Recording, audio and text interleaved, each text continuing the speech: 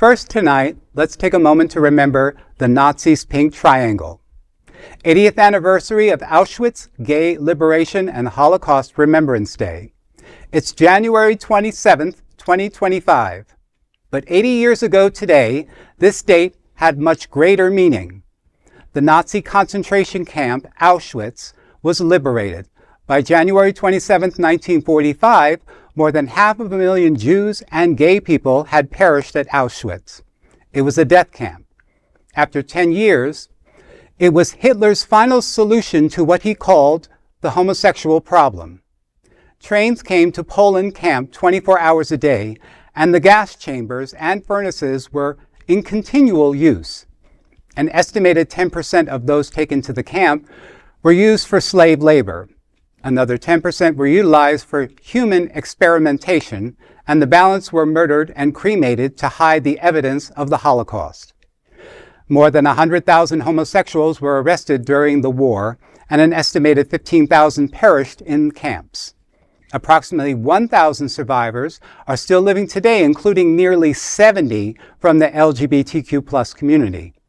80 years later, Auschwitz is a living museum that is a memorial to the darkest days in the history of the world. At Auschwitz, you can see a pile after pile of shoes and glasses that were removed before the furnaces. You can see piles of human hair that were used for textiles. The Jewish star was used on the trains to Auschwitz. The pink triangle was used to identify queer community. 80 years later today, that nightmare ended. It's Holocaust Remembrance Day. At Queer News Tonight, we ask for a moment of silence to remember our brothers and sisters in humanity that were lost to hate.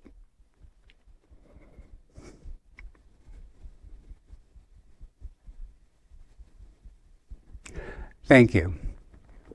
This is just a sobering reminder that, how hate targets communities, including the LGBTQ+ people. And it's good that, we can claim back something like the pink triangle. Mm-hmm. It used to be a symbol of oppression, but now it's more a symbol of resilience and mm-hmm. pride. And, I think about to my own personal stories. My grandmother was German, and her family had the hindsight to think of a better world. Mm. And they sent her over here to America in 1937 wow. To escape all of that, to have a better life. And that resonates in my blood today. Mm-hmm. And that strength I always draw from. And it's something that I always treasure, and I have a picture of her on the boat coming over here at 17, didn't speak a word of English. And I always think to myself, if I can't do something, I look at that picture and I think of my grandmother and what she went through. And I can do anything. So yeah, these stories that these people, the LGBTQ+ people, we need to hear them. We do. We do need to hear them.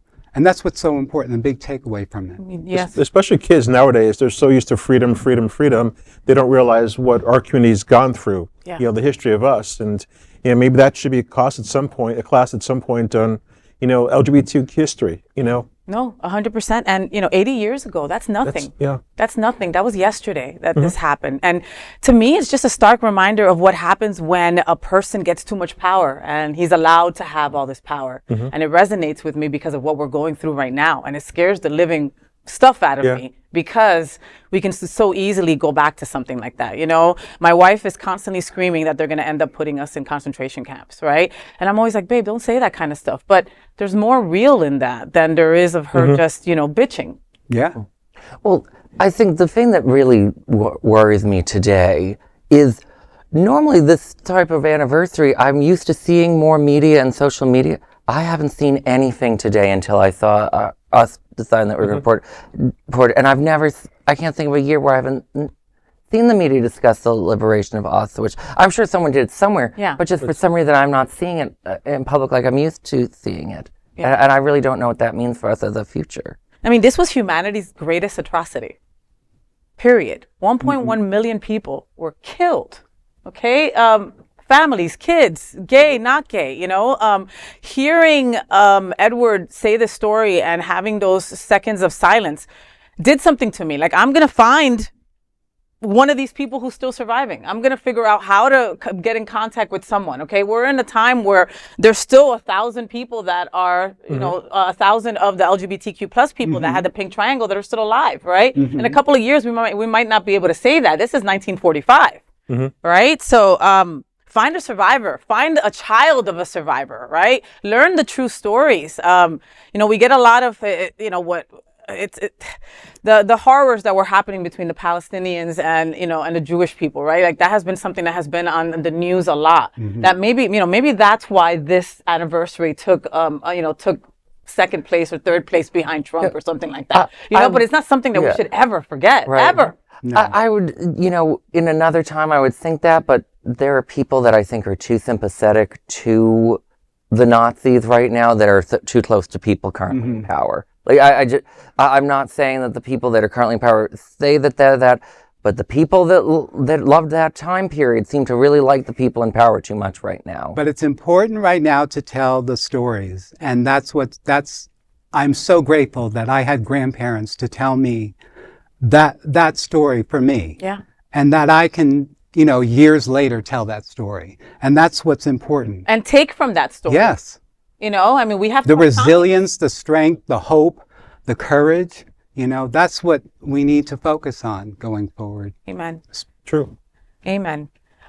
Well, let's go on to the next story. Sorry, Steve, there's no ending to this.